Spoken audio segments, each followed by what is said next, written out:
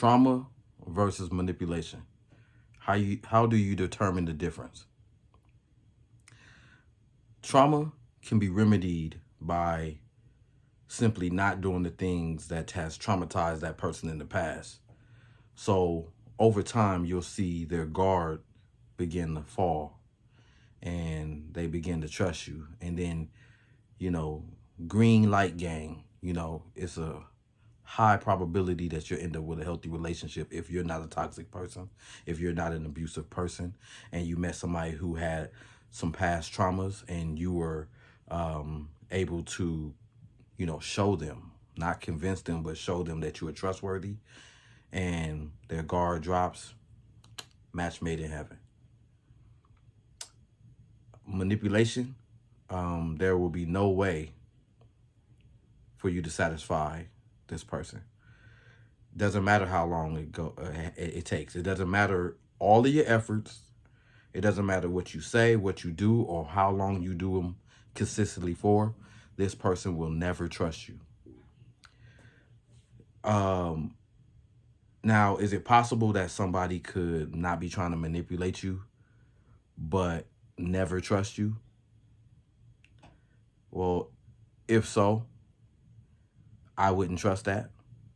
If all of my efforts to show someone that I was trustworthy and honest were done in vain, I would just quit. It's not healthy for me to waste my time trying to save someone who doesn't want to be saved, trying to convince somebody who doesn't believe in me, doesn't even believe it's possible.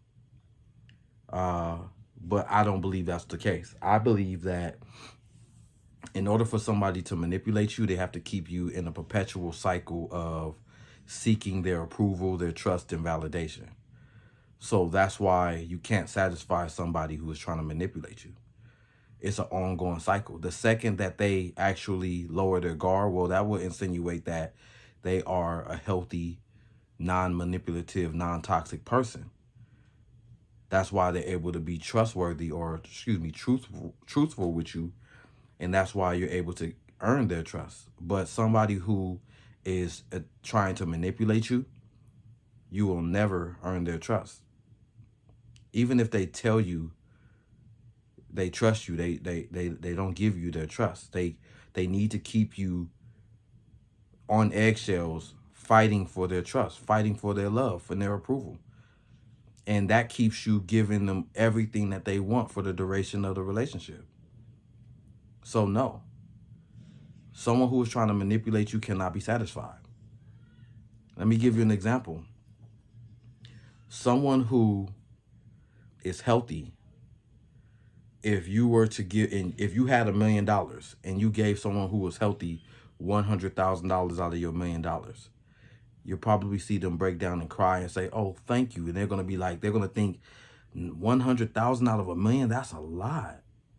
You don't need to give me this. Thank you so much. And they're going to cry tears of joy. Someone who is trying to manipulate you, they want the entire $1 million. Are they going to tell you that up front? Depending on how grandiose and malignant they are. They could be covert and vulnerable to where they pretend like they don't need it, but secretly they want all of it.